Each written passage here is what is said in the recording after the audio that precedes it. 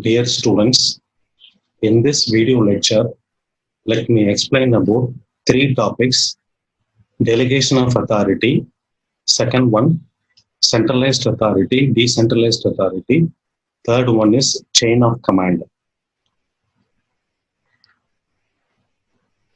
What is meant by delegation of authority? Generally, authority is the power to make decision in order to guide the actions of other people. That is called authority. Delegation of authority means creating an organization in which decisions can be made to guide the actions of other people is called delegation of authority. It is also called right of decision and then command. You take a decision and command a group of people in order to achieve a set of objectives is called delegation of authority. Now, what are the characteristics and the sources of authority? When I talk about authority means it is delegation of authority. Characteristics of authority. Basically, authority is meant to get the things done in a legitimate manner, implement certain rules and regulations, make a decision making on that, finally get the things done for a particular objective or a group of goal is called characteristics of authority. There are three sources of authority available. First one, formal authority theory. Second one, acceptance of authority theory. Third one, competence theory. The diagram for formal authority theory is shown here. Generally, it ranges from top to bottom. Board of director, for example, you take in an organization, first one, board of director. Second one, general manager. Then comes a sales manager, sales representative, and the worker. So under general manager, you may have other groups also like marketing manager, production manager, etc. So this is the formal authority existing in an organization. Second theory, acceptance of authority theory. So this theory can be implemented if there is an acceptance on the part of the subordinate for a particular superior, then it is called acceptance of authority theory. It depends upon various factors like reward, behavioral pattern of the subordinate, non-acceptance results of the subordinate, special knowledge and confidence of the subordinate. So this theory is called acceptance of authority theory. The third one, competence theory. This type of theory is invested with a person by the virtue of the office held by them. For example, in a state, the governor post is available, then the type of authority is vested with a particular person like governor by the virtue of the office held by them. Delegation. What do you mean by delegation? Delegation is a process enabling a person to assign a work to other and with the authority to do it. For example, assigning work to other people and also authority to do the work is called delegation. Now, what is the importance of delegation? The importance of delegation is to train the subordinate and build morals among the subordinate in order to activate, in order to concentrate on three activities: planning, organizing, and controlling in an organization. Now, the elements of delegation are given below. Assignment of responsibility. Second one, delegation of authority. Third one, accountability. Delegation of authority means, first of all, assigning responsibility to a group of people and then providing the authority to do the work. Third one is accountability. Accountability means the people who have been assigned the responsibility are totally responsible to provide the result from the task available is called accountability. Principles of delegation. What are the various principles of delegation? Go by the results expected. Delegation of authority. Authority and responsibility should commensurate with each other. That means authority and responsibility should go in parallel with each other. Unity of command. Then definition of limitations. These are the various principles of delegation. Types of delegation: general delegation, specific delegation, writing delegation, formal delegation, informal delegation, accrued delegation, downward delegation, sideward delegation. These are the various types of delegation available. What are the various advantages of delegation? What are the merits of going for a delegation? Efficient running, saving of time, revolution in the work, expansion activity, opportunity for development, satisfaction for the subordinate. These are the various advantages we can achieve from the delegation process. What are the disadvantages of delegation? Hesitation on the part of the subordinate, easy to ask, fear of criticism, lack of information, lack of self-confidence, inadequate incentive, fear of failure. These are the various disadvantages of delegation. The reason for hesitation on the part of the superior, various reasons are given: control, confidence, direction, competition, avoidance of risk, inability of the subordinate are the various factors for hesitation on the part of the superior.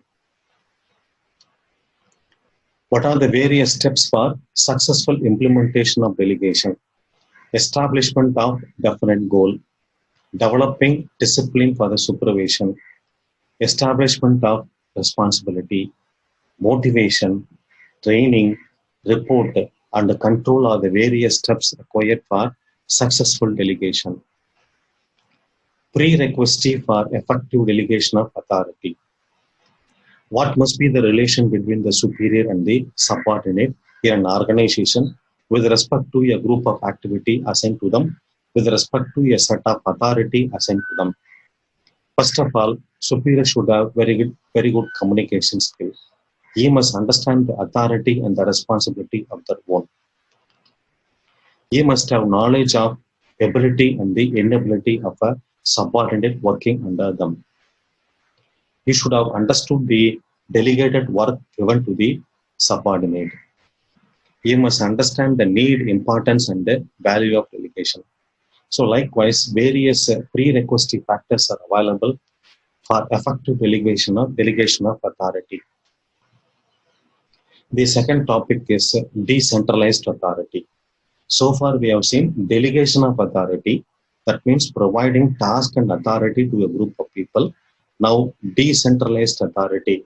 That means authority is distributed to various people working under the supervisor. It is called decentralized authority. Henry Foyle was a French mining engineer. He developed a general theory of business administration. We have come across a theory called scientific management theory under Unit 1.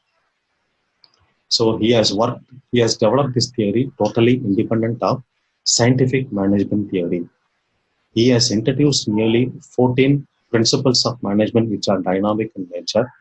The eighth principle devised by him is called centralization and decentralization. Before knowing about the decentralized theory, we need to know about the centralization also. What is meant by centralization? Centralization is a systematic reservation of authority at the central point in the organization. If you take a country, there are more number of states in a country. For example, you take more number of states are available in our country. So even though a state government is available in each and every state, there will be a union government or central government at the state to control all the state government. Likewise, centralization means reservation of authority at the central point in case of an organization. What are the implications of centralization? Decision making will be reserved at the top level. Operating authority will be reserved in the middle level. Reservation of operation at the lower level with respect to directions from the top level. So these are the three implications of centralization.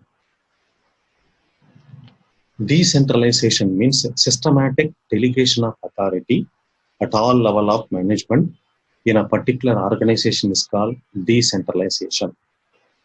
Everything that increases the role of subordinate is called decentralization, and in the opposite manner, decreasing the role of subordinate is called centralization. This figure shows the decentralization model existing in an organization.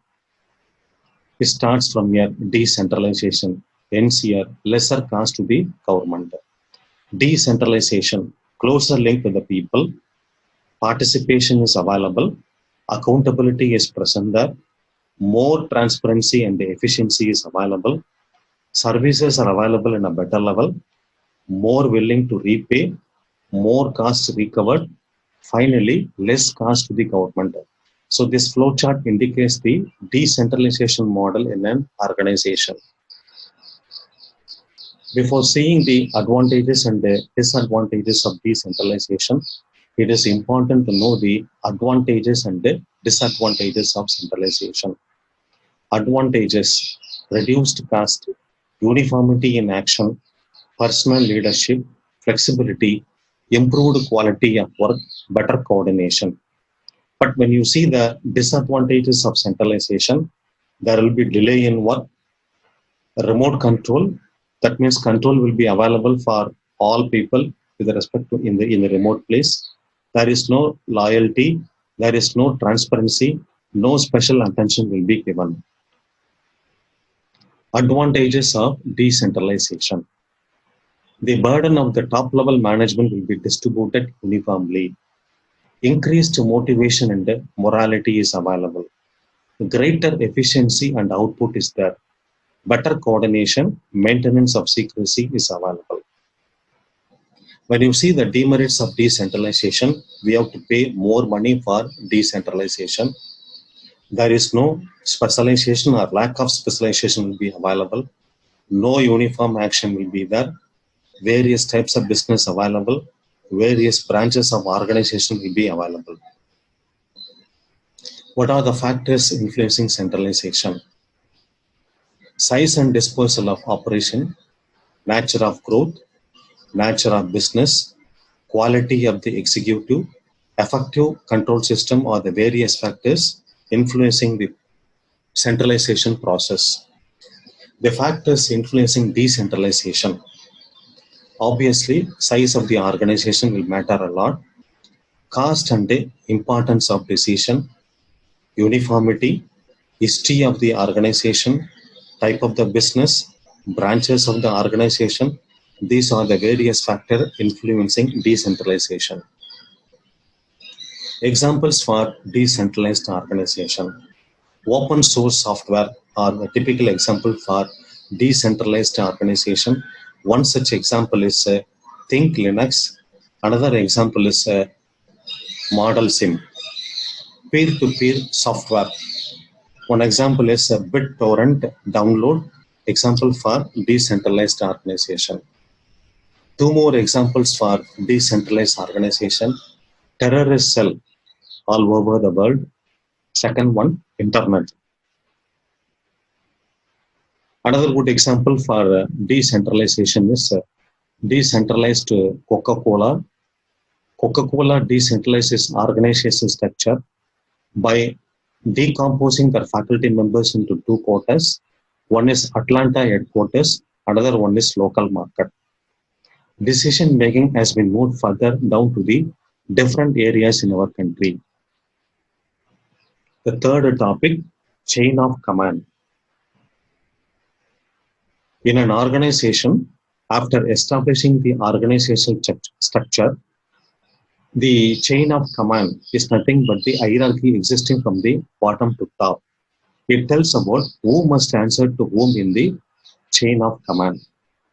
The chain of command not only establishes the accountability, but also indicates what is the line of authority, where is the power of decision making in an organization. So a proper chain of command must ensure every task, job position, and the responsible person for a department in an organization. This chain of command does not happen accidentally. First of all, organization should go for organizational structure. Then a list of goals or objectives will be available. Support strategy will be implemented. Finally, they will go for chain of command. We have already come across departmentalization. Departmentalization means we have to decompose the task assigned to the people, finally get the results for grouping the task. This grouping affected resource sharing and coordination work among the people. But after departmentalization only, designers will assign the authority for the task and the area. Once this is assigned, they will go for creating chain of command. Reporting relationship is the final step in the organizational design to see in the last step in an organizational charter. Starting from the bottom, each position will be connected to one above by a line. And each position is nothing but a person. He is nothing but a one link in the chain of the command, moving from the bottom to top in a vertical manner. So today, in this video lecture, we have seen three topics. One is delegation of authority. Second one, decentralized authority. Third one, chain of command.